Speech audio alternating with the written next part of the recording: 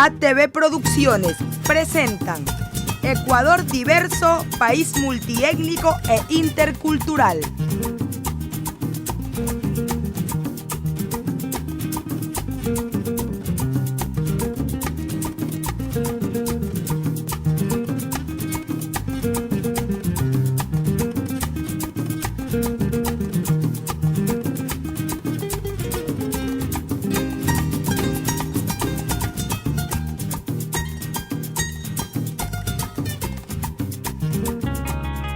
Ecuador Diverso es un medio independiente que propone una comunicación participativa, democrática e incluyente en la interculturalidad, donde todos los grupos étnicos tengan voz y puedan aportar en la construcción del país desde sus propias realidades.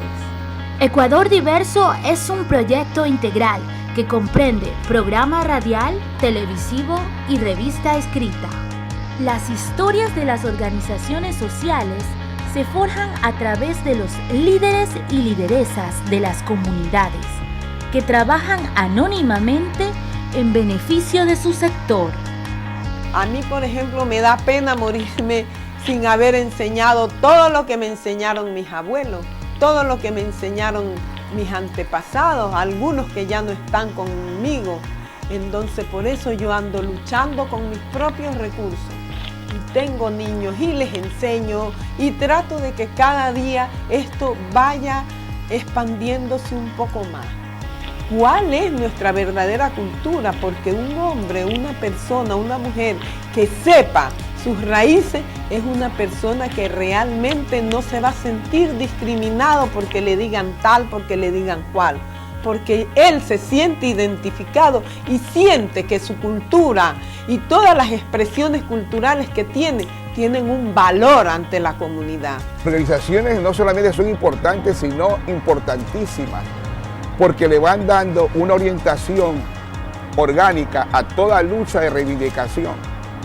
Ya lo hicieron los grupos que pertenecen a los LGBTI, ya lo hicieron los grupos indígenas, donde la Constitución del 98 le dio un capítulo amplio y fue mucho más ampliado en la Constitución que fue construida por los asambleístas en la ciudad de Montecristi, que nos rige y que nos ha permitido derechos ciudadanos múltiples. Pero hoy nosotros indígenas no queremos la misma paso de nuestros padres, nuestros abuelos que han pasado, sino queremos fortalecer hacia adelante nuestros hijos, que estudien, preparen, que conozcan qué es nuestro derecho y cuál es nuestra cultura, nuestros indígenas, y también así como dice el constitucional, afroecuatoriano, mestizo, indígena, todos somos iguales, entonces tenemos derecho de seguir hacia adelante, conocer lo que es el Estado. Todos los rincones y maravillas que existen alrededor y dentro de este pequeño territorio, conocido por su línea equinoccial Ecuador, costa, sierra, oriente y Galápagos.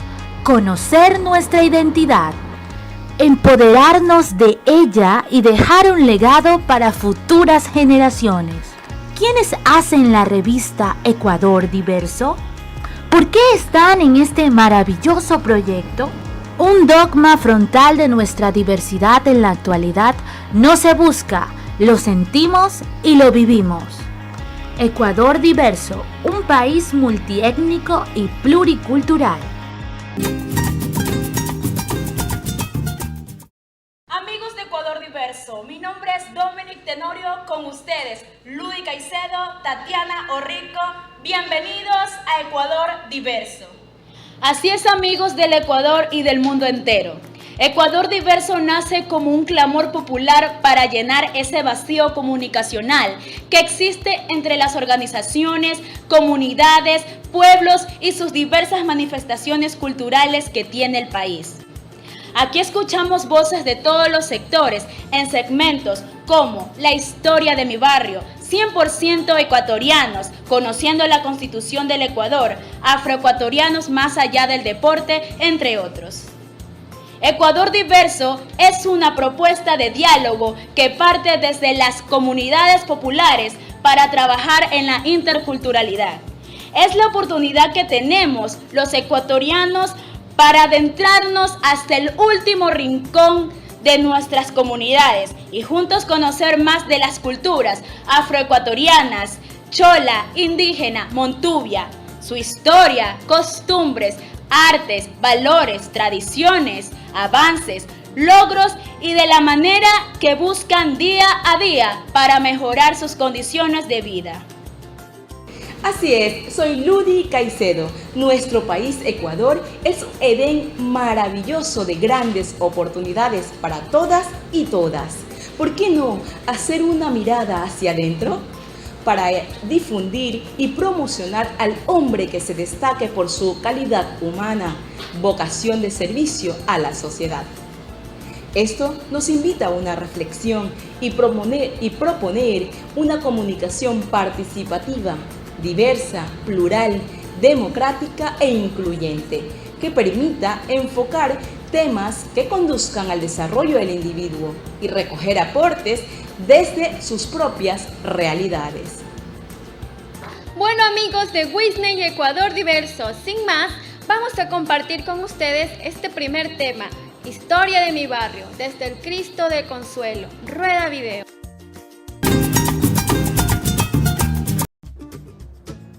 En el suroeste de la ciudad de Guayaquil se encuentra ubicado el barrio Cristo del Consuelo, reconocido a nivel nacional e internacional por la procesión del Cristo del Consuelo. Los registros municipales establecen que fue la primera invasión masiva de Guayaquil antes que las Malvinas, los Guasmos y Fertiza. Este populoso barrio se formó en medio de puro manglar, lodo y agua a finales de los años 50, como un pequeño asentamiento a orillas del estero Salado en los terrenos que fueron parte de la antigua hacienda de La Chala, que fue propiedad de la familia Robles Chambers, quienes en el año de 1954 la vendieron al municipio de Guayaquil. La hacienda de La Chala tenía una extensión de 400.000 metros cuadrados. Posteriormente, en estos terrenos también se formaron los barrios Puerto Lisa, El Cisne, Barrio Lindo y La Chala. Entre 1961 y 1962, los sacerdotes de la Congregación de los Misioneros Hijos del Inmaculado Corazón de María, conocidos hasta la actualidad como los Padres Claretianos, y liderados por el Padre Ángel María Canals, iniciaron la construcción de una ciudadela para el Santísimo Cristo del Consuelo. Las primeras casas eran sorteadas entre las familias más pobres y lo hacía directamente el Padre Canals en actos públicos. A medida que pasaban los años, la invasión se iba extendiendo por la calle A hacia el estero Salado y desde Guerrero Martínez hasta el puente de la A, como nos cuenta la señora Daisy Ortiz Quiñones. Yo llegué aquí a los 23 años y estábamos alquilando cuando teníamos ya 3 meses de estar viviendo y alquilando, pues no casa. Y cuando yo me iba yendo a mi trabajo, cuando vi un poco de gente, pues no, acá yo dije, ¿qué pasa? Y me dice una señora Daisy, es invasión. Esto era propiedad de los militares, que se llamaba Ciudadela Santa Lucía. Eso era propiedad de ellos. Entonces algunas personas fueron y le dijeron, pues no, que ellos tenían pues villas, casas, y que nosotros no teníamos, pues ni que queríamos invadir si ellos estaban de acuerdo. Hagan lo que quieran. Si es para el bien, hagan lo que quieran, porque nosotros ya tenemos nuestra casa. Entonces con esa base, la gente pues invadió. Yo le dije, pero ¿cómo vamos a invadir si eso es propiedad privada? No, ya nos dieron la orden. Bueno, yo llamé a mi trabajo, que estaba resfriado y que no podía ir a trabajar hoy día, no ese día, y que al otro día yo iba. Cuando, ahora sí, pues la gente, todo el mundo cogiendo. Mi marido trabajaba en barco pesquero, él andaba de viaje, estaba ya por venir. Y cuando yo vine, pues no, yo me boté al agua, mire, me boté al agua ahí, aquí me boté por el río, porque esto era un río. cuando eran puentes que se pasaban. Mire, eran puentes que se pasaban. Mire mi casita, cómo era. Después de la invasión, pues, ¿no? Y mire, y vea la hora, cómo es. Entonces yo ve así, me tiré al agua, mire, ve, el agua me daba aquí. Yo no sabía nadar, yo no sé nadar. Pero ahí yo me agarré de unos palos y yo dije, esto es mío, esto es para mí. Y ahí me midieron. Los primeros invasores que llegamos aquí fuimos nosotros. Aquí está la familia de don Bartolo. Aquí, este señor no, porque él compró la casa. Este hombre que pasó por aquí, Bautista, también. Allí también era de un señor Sebastián y él le vendió a un señor Mosquera. La necesidad por tener un lugar propio y dejar de pagar alquiler fue el motivo principal para que muchos se arriesgaran a invadir en este sector. Y el siguiente paso era construir su casita como una forma para cuidar y asegurar sus terrenos. El Bartolo, que ya murió, ellos eran los invasores, ellos hacían las casas y hacían su casita de caña. Entonces yo le dije a don Bartolo, le digo yo, ¿con cuánto yo puedo poner, hacer el armazón de mi casa? Me dijo, tal cantidad. ¿Recuerda usted cuánto pagó para su primera casita? Sí, mi primera casita yo pagué como 25 sucres. 25 sucres. Entonces, mi marido me había dejado 150 sucres. Y yo cogí, invertí 25, casi 50, porque con lo que traje la madera, el carro y todo eso le pagué, pues, y enseguidita, a los 3 días yo ya estaba metida ahí en mi casita. Me hicieron una casita, un pedacito así de caña. Los caminos de tierra eran solo hasta la calle A y desde allí todo era pantano, por lo que entre los moradores se organizaban para hacer los puentes de caña en caminos principales. Porque ahí el que podía pues hacía su puentecito, el que no era esto para pasar por allá, era pura agua. Mire, que un día yo me levanto, yo ya vivía aquí por mi casita, me levanto a lavarme la boca, pues la boca y boto el agua por ahí. Y cuando unos camarones saltaban, unas cosas que saltaban, y yo digo, ay, yo le digo a mi marido, le digo, don Asta, venga, le digo que camarón, hay harto camarón. Entonces nosotros teníamos, cuando el agua subía, no podíamos bajar pues a comprar, ¿no? Sino que el que pasaba, yo le decía, no sea malito, hágame, cómpreme tal cosa. Entonces teníamos una canastita que se subía y se bajaba. Y yo le pasaba la plata, envueltita en un papel, y ahí le dejaba lo ponía en una funda y ahí le dejaba pues la lista lo que me iba a comprar. Y un sucre, 2 sucres para que me comprara, pues, ¿no? Entonces, él metió esa canasta y cuando salió llenita de camarones. Las calles como era, pues esto era insoportable, pues. Peor cuando subía la marea no se podía caminar porque era un salitre. Eran unos puentes de 2 metros de alto, pues eso era bárbaro. Los compañeros, amigos que vivían hacia allá, tenían que caminar en 4 porque no podían caminar, no que se caían. Los puentes eran blanditos, 2 metros de altura se caían pues la gente. Porque esta era la única parte donde todos nosotros transcurríamos a bailar y todo, era el salado, el manglar, y aquí el resto era por el lodo. Y entrábamos a bailar temprano y ya salíamos en la tarde. ¿Usted bailaba aquí en el Corriente? Aquí bailábamos, sí, era una muchachada bastante. ¿Cómo era? Cuéntenos un poco. Era bastante rumba, bastante ritmo de la gente. No había más otra parte de aquí y el club.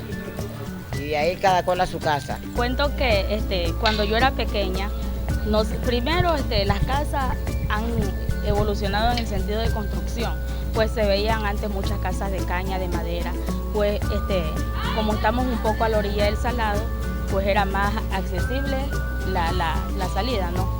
Pues en lo que es las calles, gracias a Dios tenemos remodelación.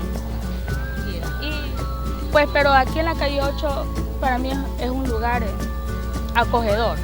Acogedor porque yo no hago bailes organizados, pero tengo amistades que cuando me visitan no se quieren ir. o sea, sienten tranquilidad. Y les digo algo, aquí en la calle 8, a diferencia de otros lugares de Guayaquil, usted camina tranquilo porque aquí no hay delincuencia. Usted puede ver en otras partes, pero aquí usted ve jóvenes delincuentes, ve jóvenes drogados, no.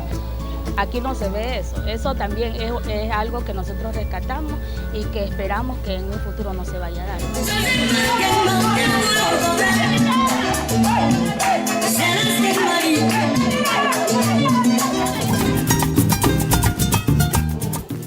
Interesante tema, amigos de Wisners Digital y Ecuador Diverso. Ahora vamos a enfocar unos temas que son parte de nuestras realidades sociales, que el ciudadano vive día a día en servicio público y privados o cualquier situación que atente contra los derechos del ciudadano. Pero lo abordaremos en primer momento buscando el lado positivo del problema, que llame la atención a las autoridades para mejorar como sociedad. Con ustedes lo positivo, pero hay que mejorar. Ahí están las autoridades, un caso más para superar trabajos, conjunto en seguridad y apoyo a los pequeños comerciantes. Rueda video. Ecuador Diverso presenta lo positivo, pero hay que mejorar. Nos encontramos aquí en la cooperativa Juan Montalvo con un comerciante informal. ¿Cuál es su nombre, mi amigo? Luis. Pero de igual forma el trabajo es difícil, pues, claro. Y más que a uno le toca. Pero me ha tocado la economía informal y gracias a Dios acá me he mantenido tanto a mi familia como a mí. Luis, eso es lo positivo que tenemos actualmente aquí, o te ha tocado actualmente. ¿Qué sería lo negativo que te ha tocado vivir como comerciante informal? Bueno, realmente como comerciante informal, lógicamente en la posición en la que uno se encuentra, ¿no? Que uno trabaja en la calle, el tema del clima, todo lo que... las lluvias y todo el tema, pero a nivel de economía, bueno, hay que darle, pues. Seguimos aquí en la cooperativa Juan Montalvo a ver los comerciantes, lo positivo y lo negativo. ¿Con quién tenemos el gusto, mi señora? Con Karen Plúas. Karen Plúas. ¿De dónde usted es Karen Plúas? De aquí de Guayaquil. Perfecto. ¿Qué tiempo usted tiene vendiendo pescadito? Por el momento recién estamos. Ah, ¿qué tiempo más o menos? ¿Una semana? Una semanita recién. ¿Y qué pescado nomás vende? A ver si nos compramos unos 10. Tenemos corvinita, tenemos corvina, tenemos pámpano, tenemos carita. Karen, ¿usted siempre ha sido informal, siempre ha sido comerciante o es primera vez? Primera vez. La necesidad. Exactamente, la necesidad, sí. ¿Cómo ve usted estas restricciones que va a haber a través del Código Cantonal, a través del presidente? Ustedes como comerciantes se ven afectados netamente, ¿no? Obvio, pues estamos afectados bastante. Con estos 2 días que van a cerrarnos, no hay con quién nos van a dar de comer, pues ahora. Dariana, ¿qué tiempo tiene aquí en su local? 2 años, voy para 2 años. ¿Usted es propietaria? No, yo soy asistente de los odontólogos. Ah, perfecto. ¿Ustedes de qué día a día trabajan? Trabajamos de lunes a sábado. ¿Qué tiempo tiene trabajando aquí? Aquí 1 año y medio. ¿Cómo se ha visto afectada por la pandemia? Bastante. Ahorita estamos bajo más bien de pacientes. No vienen los pacientes, a veces cancelan por la cuestión del coronavirus, todas esas cosas. Medidas de seguridad como alcohol, mascarilla. Alcohol, mascarilla, medimos la temperatura antes de entrar, se limpian los pies con una alfombra con amoníaco y con cloro, todas esas cosas. ¿Qué recomendación daría para las autoridades que ven esto, que ven este programa? Estamos en la salud, pues. Eso es salud de nosotros y de todos nosotros. ¿Usted cree que es necesario la restricción? Sí, por una parte sí, pero por otra parte nos afecta a todos. Seguimos con la gente trabajadora aquí en la cooperativa Juan Montalvo. Hoy nos encontramos con un grupo de chicos alegres, chicos jóvenes, que están trabajando, ganándose el día a día, el pan de cada día, aquí en la cooperativa Juan Montalvo. ¿Con quién tenemos el gusto? Con Tatiana. ¿Tatiana? Sandra. ¿Sandra? Con Víctor. Víctor. Amigos, ¿qué hacen por aquí? ¿Qué es eso? ¿Qué están repartiendo? Ahorita estamos repartiendo lo que son volantes para poder conseguir más clientes. ¿Pero ustedes trabajan para alguna institución, algún distribuidor? ¿Para qué trabajan ustedes? Trabajamos nosotros solos. Ah, ya. O sea, ustedes son sus propios dueños, sus propios jefes. Ah, ya. ¿Y de quién fue la idea? De los tres. Ah, qué bueno. ¿Cuántos años tienes tú, mi amiga? 21. ¿Usted? 32. ¿Usted? 23. Están jóvenes, ¿no? ¿Qué piensa Panchito? ¿Está bien o está mal lo que están haciendo ellos? Eso. ¿Y lo malo qué ha sido entre todo este emprendimiento que ustedes han tenido? ¿Cuál es lo malo, lo negativo? Realmente lo negativo ahorita es la situación económica. Primero, la pandemia. Segundo, las restricciones que nos ponen cada día. Esto nos marea un poco. Si podemos salir o no podemos salir, si podemos trabajar, si no podemos trabajar, nos atrasa mucho, ¿ya?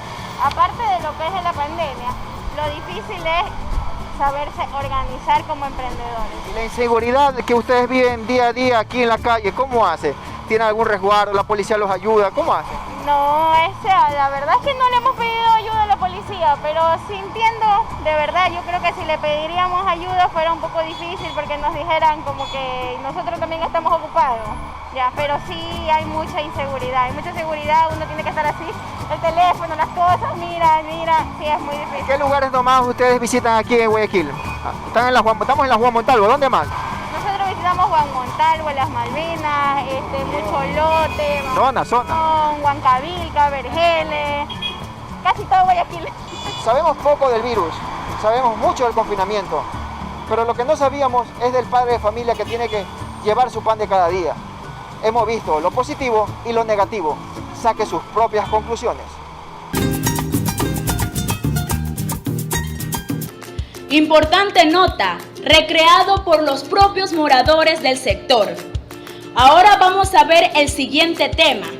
Escuela de Emprendedores y Visionarios. Conoceremos a un emprendedor que desde niño dejó su tierra natal para buscar mejores oportunidades. La falta de plazas para trabajos en relación de dependencia despierta la creatividad de hombres y mujeres que no se quedan cruzados de brazos y buscan 1001 manera para emprender en diferentes actividades que les permitan generar ingresos económicos para ellos y sus familias. Es el caso de Gabriel Guamán, oriundo de Cañar. Así como el ejemplo de Gabriel, hay cientos de ecuatorianos en el país que iniciaron sus emprendimientos y otros que buscan día a día cómo emprender. Aquí, en Escuelas de Emprendedores y Visionarios, conoceremos sus vivencias, experiencias de cientos de ciudadanos en Ecuador. Tengo 31 años ya acá en Ciudad de Guayaquil. Migré por las mismas condiciones que hoy todavía vivimos en este sector, ¿no? Por la necesidad, la pobreza. Yo vengo de una extrema pobreza. Yo muchas veces he manifestado que nosotros venimos de un sector donde no hubo las mismas condiciones que están acá. Donde no había batería sanitaria, donde no hubo luz eléctrica, nosotros ni siquiera conocíamos una cocina a gas. Nosotros venimos de un lugar donde nuestra propia cama o la cama, o mejor dicho, el mejor cama para nosotros era el mismo piso. Nuestro chaiden era el mismo cuero de vaca secada, nuestra colcha, nuestro heredón, por decirle, que hoy en día ya conocemos, era el mismo tejido del hilo de lana de oveja que mi papá tenía un telar. Entonces venimos de ese punto, venimos de esa entrañas pobrezas, por decirlo así. Entonces llegamos a este sector. Entonces también hemos ido conviviendo con la situación, pero nosotros hemos propuesto a romper esa barrera. Hemos querido romper ese esquema donde hemos visionado, hemos tomado una idea de que hay que romper ese paradigma de que no se puede, ¿no? Y entonces eso también le puede servir para muchos emprendedores, de que en la vida todo se puede. Es cuestión de proponerse, es cuestión de fijarse, es cuestión de trazar una meta, busca un horizonte que sí se puede. Entonces, quien les habla vivió muchas peripecias, muchas adversidades, pero hoy en día hemos triunfado y por supuesto estamos dando oportunidades a muchas personas de manera directa. Intentando salir adelante, adquirimos un pedazo de terreno acá, un solar, luego fuimos creciendo poco a poco, fuimos construyendo nuestra casa. Ya mismo le invito que pasen por el lugar. Hemos construido un mini complejo, una cancha sintética para que disfruten la comunidad y por qué no los chicos. También hemos tratado de enrolar en este proyecto para que no anden ociosos, para que no anden con malos pensamientos. Entonces, donde hay mente sana, deporte sano, entonces llevan vida sana. Entonces ya mismo le invitamos a que pasen visitando para que vean de lo que hemos hecho, ¿no? Emprendedor nato, desde muy niño soñé con hacer la diferencia, con romper esa pobreza de que estuvimos ya de que no podía continuar así, ¿no? Es decir, que mis padres, mi familia vivían en la extrema pobreza, pero la generación nuestra había que romper ese paradigma. ¿Ya? Entonces comenzamos a emprender en el emprendimiento. Por supuesto, nosotros comenzamos en la calle vendiendo frutas, vendiendo periódicos, etcétera, etcétera. Hoy en día, por supuesto, tenemos una empresa y insisto, de que sí se puede cuando se propone. Es que la misma pobreza nos exigía, o la misma necesidad nos llevaba a eso de ahorrar, ¿no? De ahorrar de centavito en centavito. Bueno, en ese tiempo era sucre, de ahorrar sucre en sucre, de poner en cooperativas, después hacer unos préstamos e ir creciendo poco a poco. O sea, cuando ya se te mete ese bichito de que quieres, o ese sueño de que quieres salir adelante, de que quieres alcanzar ese horizonte que te propusiste, no hay obstáculos algunos que te impidan. Bueno, por supuesto, a continuación de esto lo voy a invitar licenciada para que conozca mi humilde hogar, donde está el complejo deportivo. Incluso de tal manera también le hacemos conocer a la comunidad que tenemos las puertas abiertas para cuando ellos deseen disfrutar del deporte, está a la disposición.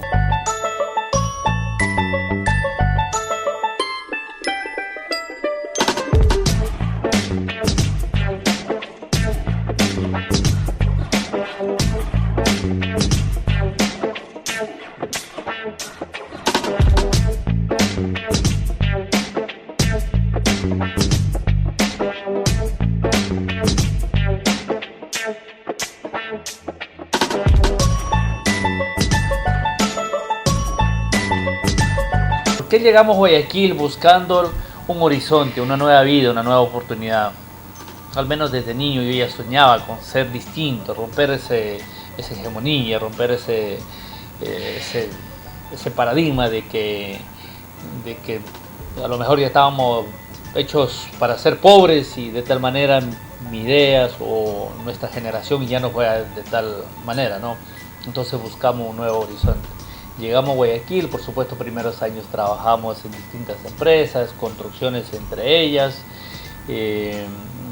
restaurantes, cocinas, de guardia de seguridad, etcétera, etcétera. Venimos trabajando, ¿no? Venimos pasando algunas etapas hasta ya 21 años, ahora en marzo 21 precisamente, en donde cumplimos ya como emprendedor o como microempresario, ¿verdad?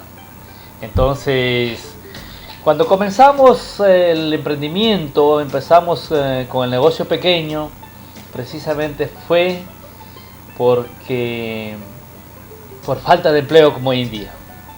Buscamos oportunidades, buscamos trabajos, nos cerraban las puertas, querían gente profesionales, querían gente que tenga conocimiento de tecnología. En ese tiempo, a pesar que no era muy abundante la tecnología, pero ya nos pedían. Entonces, de tal manera, buscamos formar la propia empresa. Comenzamos de la nada, comenzamos de cero, comenzamos muy de abajo, ¿verdad?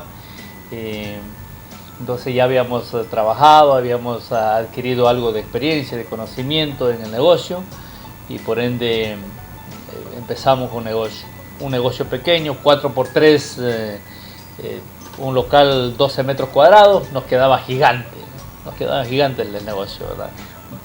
Entonces, ¿por qué? Porque no teníamos mayor cosa, teníamos una perchita por ahí, y de tal manera comencé con una tienda pequeñita, y donde la cerveza, las colas, esas cosas, poníamos a helar en una bandejita con hielo. O sea, así fue comenzando nuestra vida. Después ya fuimos haciendo recursos, compramos una nevera ya de segunda orden, y así fue subiendo.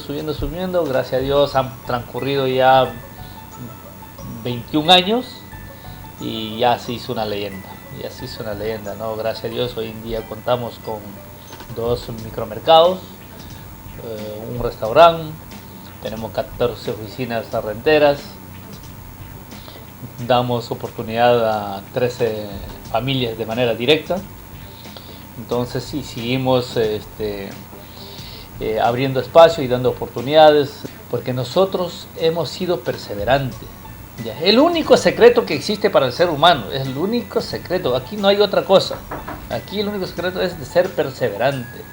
Entonces tú tienes que trazarte un horizonte, tú tienes que ponerte una meta, tú tienes que ponerte fijarte en algo que quieres. Si tú te fijas, ¿sabes qué? Mañana, de aquí a 3 meses, quiero comprarme una villa, por decirlo. Y no paras hasta conquistarlo, no paras hasta conseguirlo. Y así hemos hecho. Cuando te propones, lo logras. Entonces, no hay tiempos difíciles para el emprendedor. Créanmelo, no hay tiempos difíciles para el emprendedor. El emprendedor puede soñar, puede hacer, puede realizar.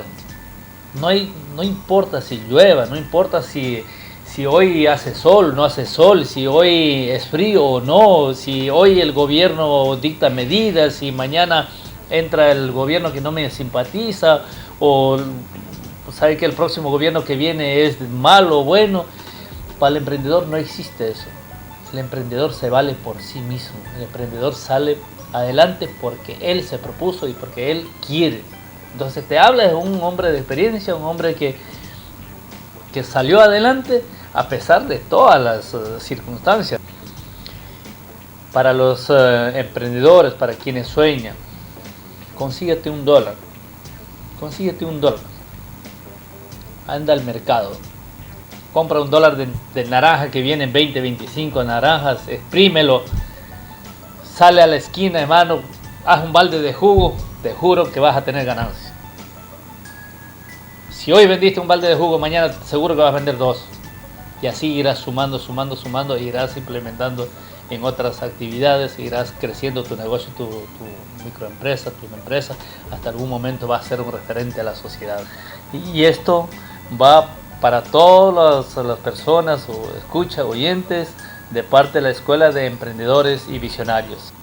Entonces, como un mensaje final, como un mensaje para que se animen, para que estos emprendedores se motiven, como dijo Bill Gates, si naciste pobre, no es culpa tuya, pero si que mueres pobre, eso sí es culpa tuya, porque tuviste toda la oportunidad del mundo y no lo hiciste.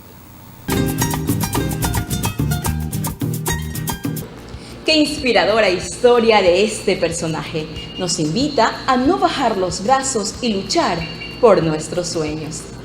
Bien, pero ahora vamos a tratar un temita que a muchos nos pasa.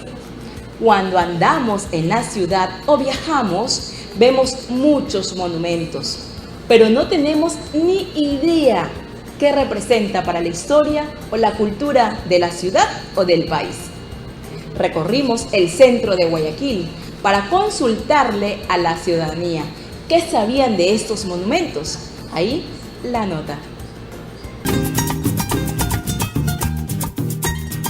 Amigos televidentes, cuando caminamos las calles de diferentes ciudades del país, nos encontramos con diversos monumentos y estatuas, pero muy poco sabemos lo que simboliza o representa para la historia y cultura de nuestro país, Ecuador.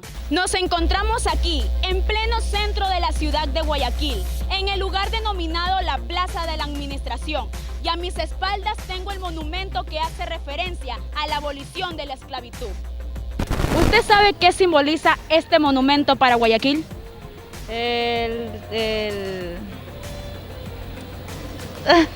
¿Usted sabe lo que simboliza este monumento para Guayaquil? Este de aquí, la verdad no me he percatado. ¿Usted sabe lo que simboliza o representa este monumento para Guayaquil? No, no lo sé porque no soy de Ecuador. ¿Usted sabe lo que simboliza o representa este monumento para Guayaquil? ¿Cuál? Aquel monumento. Este monumento, es una plazoleta, pero no la he identificado. Lo que sí le puedo identificar es los monumentos de allá. ¿Usted sabe lo que simboliza o representa ese monumento para Guayaquil? La verdad que no tengo idea. Estamos aquí, al pie del monumento a Sucre. Vamos a ver qué tanto sabe la ciudadanía lo que simboliza este monumento. ¿Usted conoce lo que simboliza o representa este monumento para Guayaquil? Exactamente, le podría decir que son los próceres de octubre. ¿Usted conoce lo que simboliza o representa el monumento a Sucre? Bueno, yo No soy porque yo no soy muy, yo vivo en Quito y yo no soy Guayaquil. Sí. ¿Usted sabe lo que simboliza o representa el monumento a Sucre? No, no sé.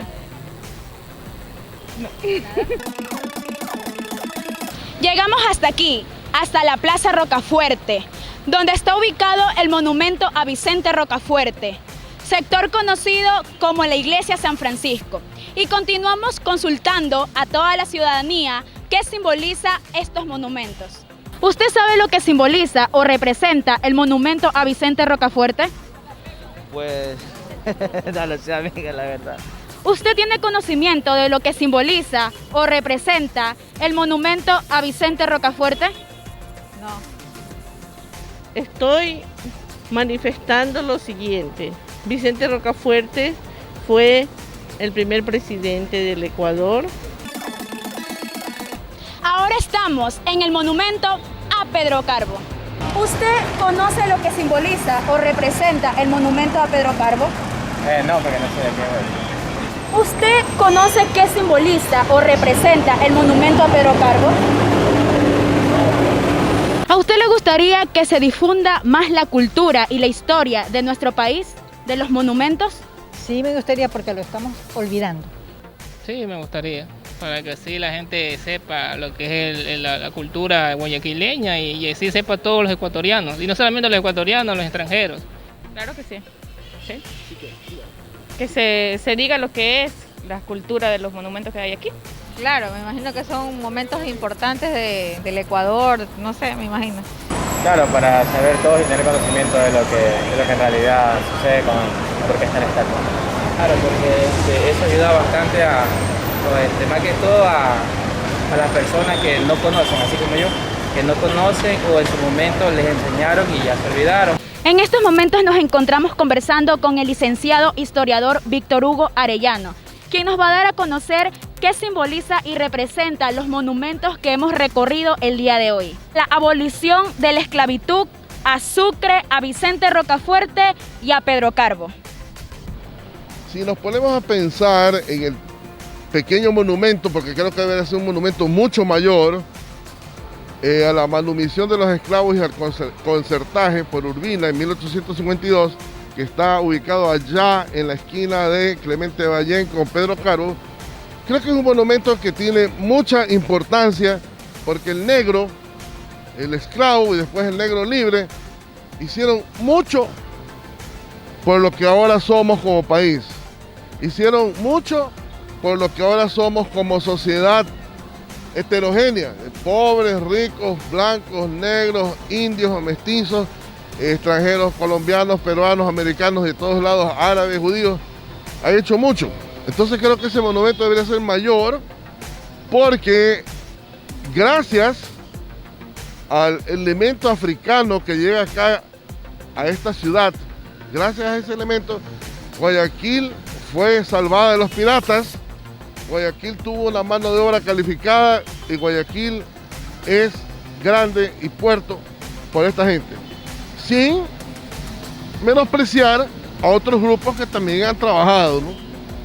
En cuanto al monumento a Antonio José de Sucre, Antonio José de Sucre es un venezolano que el gobierno de Guayaquil, donde estaba en la Casa del Cabildo, donde estaba actualmente el Palacio Municipal, el gobierno de Guayaquil lo contrata, hace un tratado para que le dirija la defensa de Guayaquil y la liberación de Quito. Y entonces, siendo la batalla del Pichincha un triunfo guayaquileño, financiado por Guayaquil y con sangre guayaquileña en gran parte, Sucre logra lo que el Cabildo guayaquileño con su presidente de la provincia libre de Guayaquil, José Joaquín de Olmedo, quería liberar lo que era la audiencia de Quito. Obviamente también hubieron generales como Santa Cruz peruano, como algunos ingleses, sí hubieron, pero quien dirige las cosas es el Cabildo de Guayaquil y en eso nos hace a nosotros entender que Guayaquil es la cuna de la nacionalidad ecuatoriana. Pero seguimos más adelante hacia el norte y nos encontramos con un monumento pedestre Vicente Rocafuerte. ¿Quién es Vicente Rocafuerte? Vicente Rocafuerte es uno de los hombres más grandes que tiene el Ecuador en muchos aspectos. Puede ser que haya sido pequeño con respecto a su estatura física, pero él despliega su humanidad, su ciencia y su conciencia sirviendo a la comunidad cuando viene la fiebre amarilla en 1842. O sea, en algo semejante a lo que estamos ahora, con un pequeño detalle. Murieron tantos miles en proporción al tamaño de la ciudad como se mueren ahora. Eran menos, obviamente, pero en proporción a la ciudad que era pequeñita, así. Pero este es un hombre que se preocupó de dar avances tecnológicos a la ciudad y al país. Y la planificación de su gobierno, aunque fue un gobierno entre dos administraciones bajo José Flores, fue brillante porque después de que sale ese gobierno que viene para acá, es gobernador de Guayaquil, ese corona de gloria. Un hombre que su fortuna, sus recursos los dio para el servicio de la comunidad y no se preocupó de cuántos morían, porque si usted va al cementerio, a la parte antigua, va a encontrar que todos son los...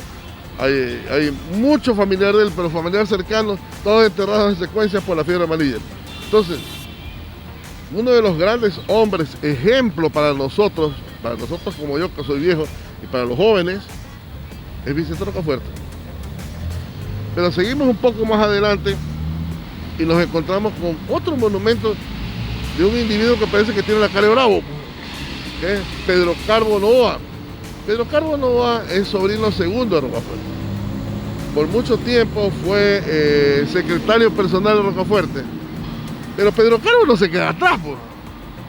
Pedro Carbo crea la Universidad de Guayaquil, crea la Biblioteca Municipal, crea el Museo Industrial, que va a ser el museo embrionario para el Museo Municipal actual, y da una serie de reformas en muchos aspectos para que la ciudad, que es una ciudad donde converge mucha gente, debido a que aquí pues, el clima facilita es puerto de exportación y de importación, había trabajo, entonces da muchas facilidades para crecer en el trabajo. Es un hombre que se mantuvo pues, de parte de la ley, aunque se desplomen los cielos. Un hombre que hizo la continuidad de Rocafuerte localmente. Digno de ser admirado y de ser ejemplo y de ser enseñado en las escuelas, tanto como estamos hablando de Rocafuerte, ¿no? Por otro lado, no olvidemos, tengo que reforzar porque trabajo en eso, el factor negro o afrodescendiente, como se dice ahora. Eso es muy importante porque se lo han invisibilizado, se lo han minimizado. Y claro, hay negros ladrones, hay negros traficantes, pero también hay blancos traficantes, también hay blancos ladrones, pues, ¿no? Pero hay héroes del trabajo y héroes de la guerra y héroes de la ciencia. Entonces, cada uno de los monumentos que hemos nombrado y otros más, tiene muchos monumentos Guayaquil, son monumentos a hombres que dedicaron su vida para poder hacer crecer y tener este Guayaquil tan bonito que tenemos. Muchas gracias, licenciado Arellano. Ahora ya sabemos más lo que simboliza y representan los monumentos de Guayaquil y el país. En Guayaquil y el país hay muchas cosas positivas que se las deben mejorar.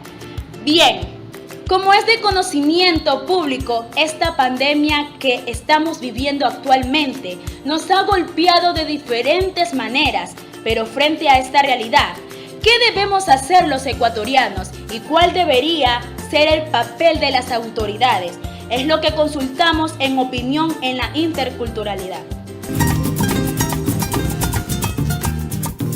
Hoy en Opinión en la Interculturalidad tenemos como invitado consultor Marco Calderón Merchán, con quien conversaremos sobre el impacto actual que ha tenido la pandemia en el Ecuador. Bienvenidos. Bueno, tenemos un impacto no solamente en el Ecuador, sino en todo el mundo, sobre la situación de incertidumbre, de temor y sobre todo basado en el miedo, qué es lo que va a pasar en el futuro. Pero nosotros tenemos que recoger un pensamiento oriental en ese sentido. Esta crisis generada en el mundo por el COVID es una gran oportunidad para que nosotros podamos cambiar de forma de vida, de mirar las cosas. Por ejemplo, una de las cosas ventajosas del COVID es que ha desnudado en todo el mundo las desigualdades no solamente económicas, sino las desigualdades sociales, las desigualdades en la educación, las desigualdades en los sistemas de salud. Y esto va a obligar a un cambio de actitud, no solamente de los seres humanos, donde le vamos a dar prioridad a la vida, al ser humano, en lugar de las cosas materiales como ha sido el periodo anterior al COVID, sino que los líderes públicos, comunitarios, los líderes sociales, tendrán la obligación de satisfacer esas demandas sociales que están ubicadas en esas grandes desigualdades en salud, en educación. Sobre todo, la responsabilidad mayor llega sobre los líderes políticos que dirigen los gobiernos, porque para nadie es desconocido que el COVID desnudó cosas que nunca se habían visto. Por ejemplo, que en lugar de hacer grandes megaobras, grandes carreteras, grandes cosas suntuosas, lo prioritario es el ser humano. Es la salud del ser humano, es la educación, es el empleo y es la reactivación económica. Así que esa gran oportunidad de hacer una reingeniería para que nuestros líderes políticos en el mundo, en la región y en nuestro país puedan cambiar de actitud para que los ciudadanos puedan tener satisfacción de su gestión pública, es lo que nosotros debemos entender. Hay una técnica muy interesante para poder vencer el miedo, la angustia y la incertidumbre. Se llama ARCA. ARCA porque la primera es la A. La A significa aceptación. Que si un país como Ecuador, que tiene tantos recursos naturales, ha podido sobrevivir la corrupción, los embates, los terremotos y la actual crisis sanitaria, hay que reconocer que son logros de la sociedad ecuatoriana, que el pueblo ecuatoriano tiene logros de sobrevivencia. Entonces hay que aceptar esos logros. La otra es la R, el reconocimiento que esos logros, los seres humanos, la sociedad ecuatoriana, el hombre común, solamente lo hace porque tiene talento, habilidades y destrezas, capacidad de trabajo, perseverancia, resiliencia, que significa la enorme capacidad de sobrevivir a las grandes dificultades. Ya vamos por la R, el reconocer talentos y cualidades de cada uno de nosotros. Vamos a la C. Eso genera confianza. Si nosotros tenemos logros y tenemos habilidades, eso nos genera confianza como sociedad y como individuos. ¿Para qué? Para convertirnos en autodirigidos con un enorme nivel de autoestima y poder sacar el país como sociedad en general adelante y nosotros como seres humanos igual. Para nadie es desconocido que en todo este periodo del COVID, casi la mayor parte de la población en el mundo, en la región y en nuestro país y en nuestras familias ha tenido que resetearse, como dicen los informáticos, ha tenido que hacer una reingeniería del quehacer cotidiano. Las personas que ejercían una profesión han tenido que aprender a hacer otras actividades para sobrevivir. ¿Qué significa? Que el COVID, a pesar del dolor, la angustia y la tristeza que nos produce, también nos da grandes oportunidades para ser mejores personas y una mejor sociedad. Y sobre todo a los líderes políticos, ser más conscientes que hay que preocuparse más de la educación, más del ser humano, de la salud, que de las grandes megaobras. Gracias, doctor Marcos, por la entrevista. Y nos vemos en la próxima.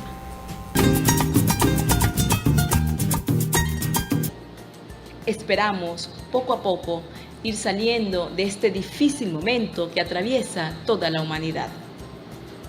Ahora, el compañero Ayson Tenorio nos tiene un tema que lo ha denominado afroecuatorianos, más allá del deporte.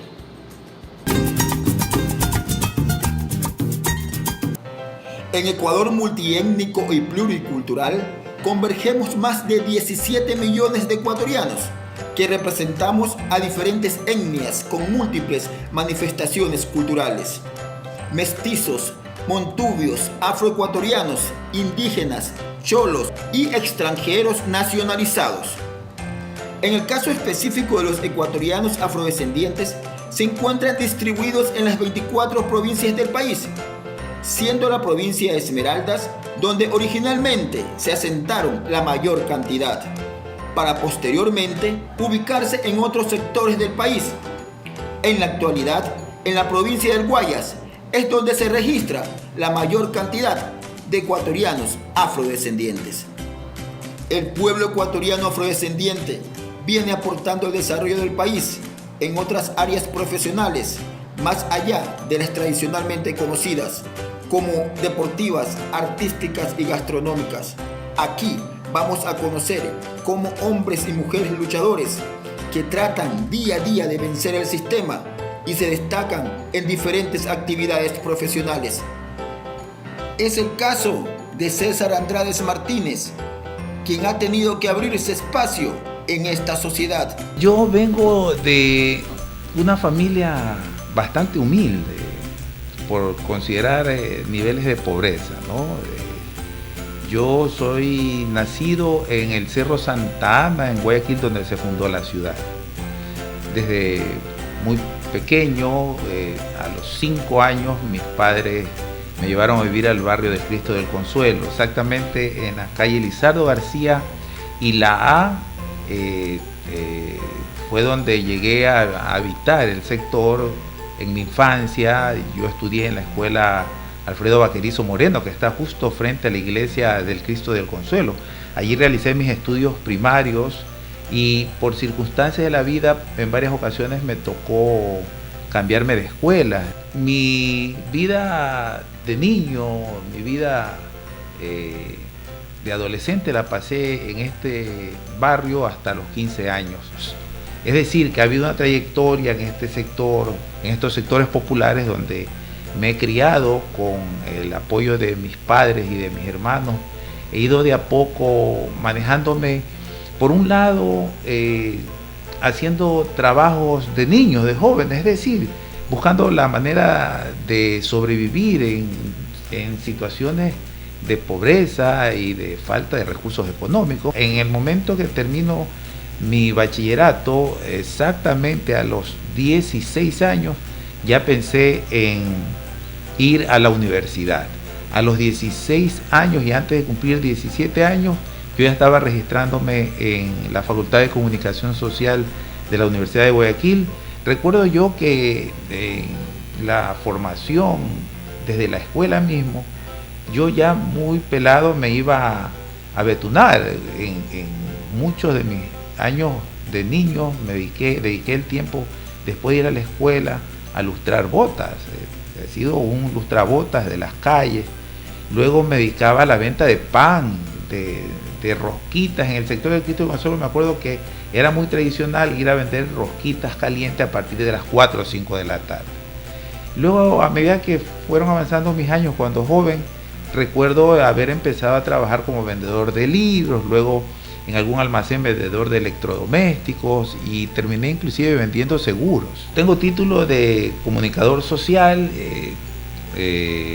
tengo una maestría en comunicación y desarrollo que me ha permitido generar varios proyectos de investigación científica y actualmente me encuentro estudiando un programa de 4º nivel, estudio para ser doctor en comunicación en la Universidad de Huelva, en España.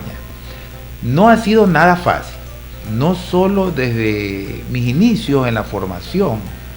Mi vida ha transcurrido, repito, entre el trabajo y el estudio, pero también dentro de esa actividad laboral profesional, dentro del nivel de educación, porque me he dedicado casi toda mi vida a ser profesor, no solo en colegio, en el nivel secundario, sino también en la universidad. He podido trabajar en varias universidades aquí en Guayaquil, en la Universidad Laica Vicente Rocafuerte y ahora en la Universidad Politécnica Salesiana.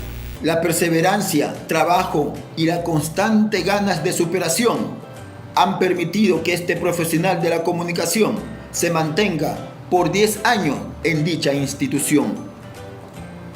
Yo he tenido que sortear todos estos impedimentos, he tenido que de alguna u otra manera ir escalando, ir avanzando, porque sí se puede. Yo creo que la meta, el lograr los objetivos está en la decisión que uno como persona, como profesional, tenga que decidir. Si te has planteado una meta, un proyecto y has tomado la decisión de realizarlo, pues hay que cumplirlo. Yo empecé haciendo periodismo en Radio Atalaya, Allí uno de los grandes periodistas que ha tenido Guayaquil y el país, que en paz descanse, don Hugo Fernández Calle, me enseñó el periodismo radial. Entonces empecé allí como reportero. A los 6 meses ya estaba en otra emisora, Radio Linda, de Humberto Alvarado, que también en paz descanse, me permitió ingresar a esta emisora. De allí, después de 2 años, ya me habían contratado para otra emisora, Radio Guayaquil.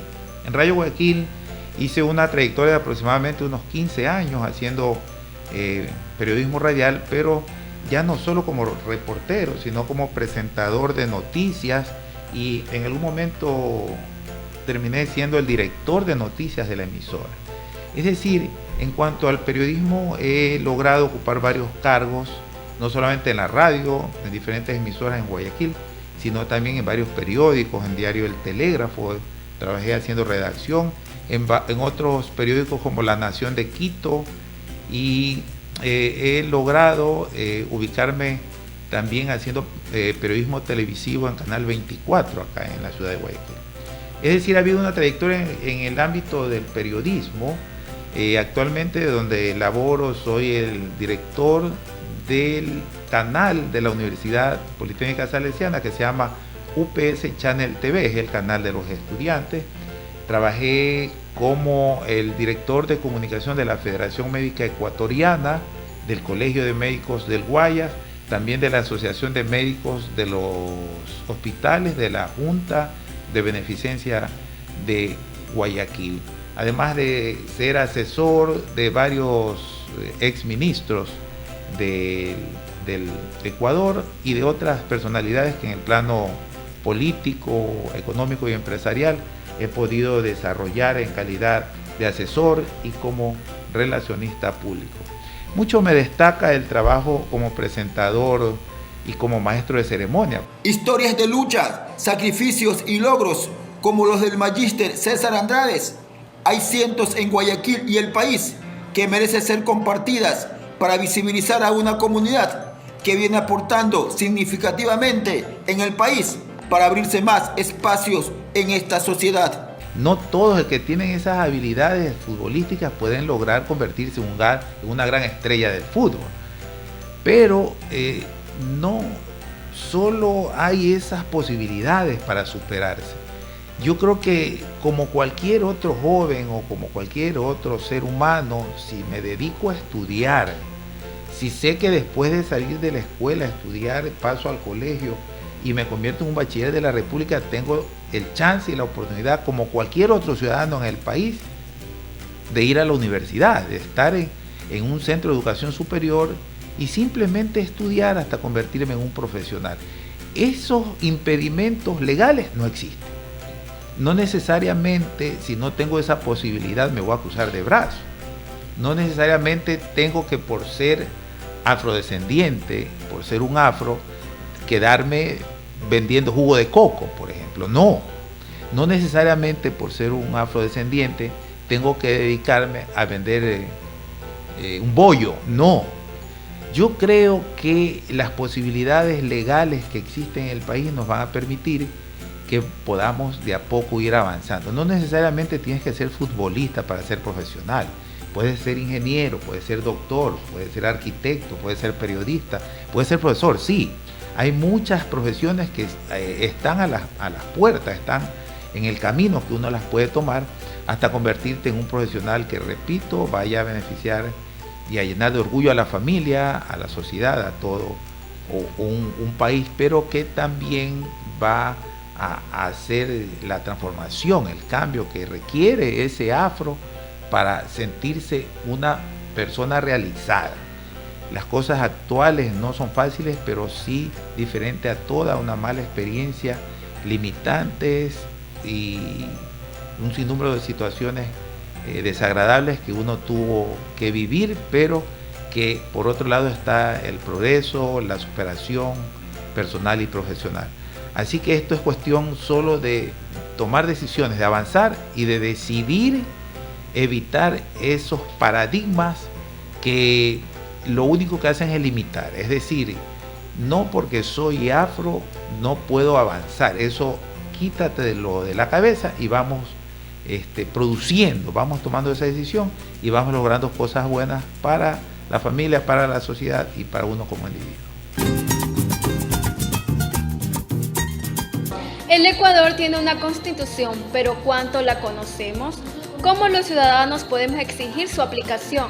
La Constitución de la República del Ecuador es la norma suprema a la que está sometida toda la legislación ecuatoriana, donde se establecen las normas fundamentales que amparan los derechos, libertades y obligaciones de todos los ciudadanos, así como las del Estado y las instituciones. Consultamos a ciudadanos sobre qué artículo de la Constitución conoce y especialmente el artículo 11, que establecen derechos, y al mismo tiempo fuimos donde un constitucionalista para consultar el artículo 11 de la Constitución.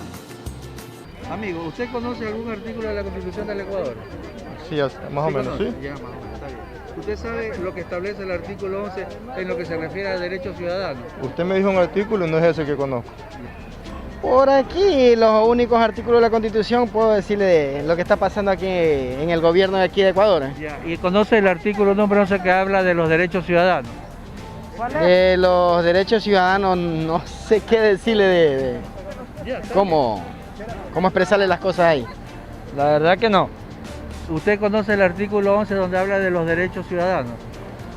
He escuchado sí. Amigos de Winner TV, amigos de Ecuador Diverso, después de realizar un sondeo en la opinión ciudadana de Guayaquil, donde consultamos a la ciudadanía sobre lo que establece el artículo 11 de la Constitución del Ecuador.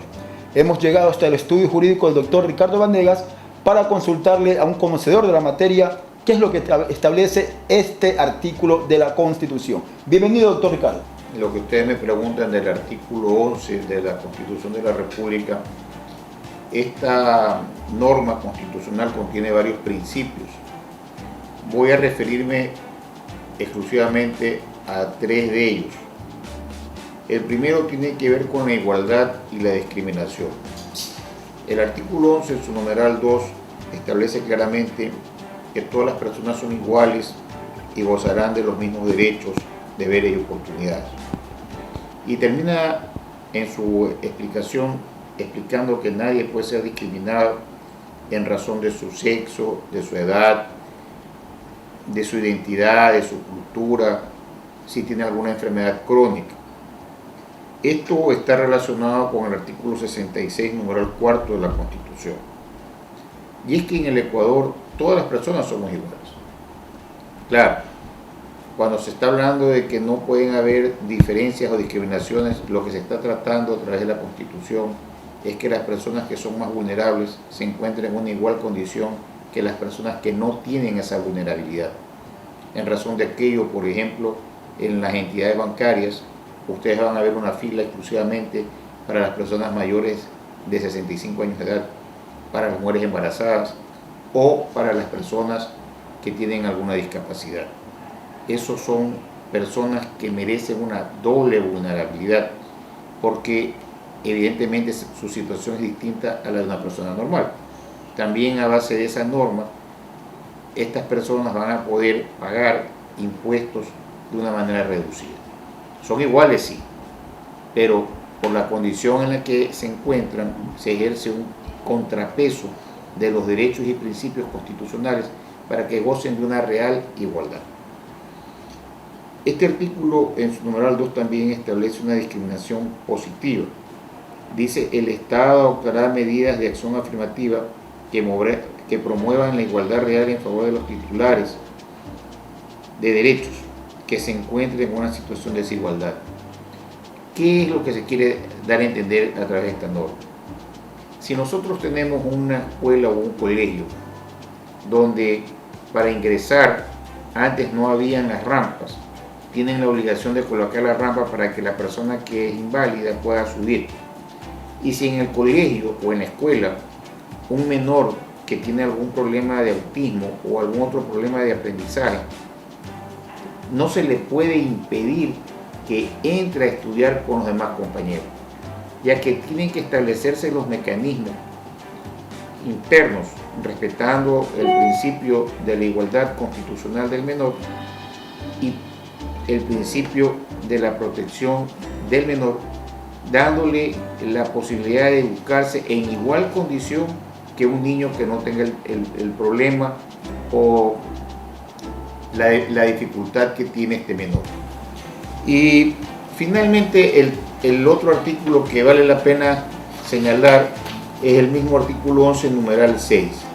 Todos los principios y derechos son inalienables, irrenunciables, indivisibles, interdependientes y de igual jerarquía. Esto no es otra cosa que un reconocimiento de que en la Constitución Política de la República del Ecuador, a partir del año 2008, todos los principios y todos los derechos de todos los ciudadanos ecuatorianos tienen el mismo peso. No hay uno que sea superior a otro. Sin embargo, cuando los derechos o los principios entran en un conflicto y entran en un choque, se va a tener que establecer los mecanismos para pesar cuál es el derecho más afectado. No se puede entonces decir que el derecho al trabajo es más importante que el derecho de la mujer embarazada. Son derechos que pueden entrar en contrapeso. O el derecho que tiene el Estado de reducirse va a ser ese derecho privilegiado respecto al derecho de un trabajador. ¿Qué le recomienda usted a la ciudadanía para que conozca y esté más vigilante de sus derechos? Bueno, tienen que leer la Constitución, pero sobre todo tienen que contratar a un abogado que sepa derecho constitucional. Sí.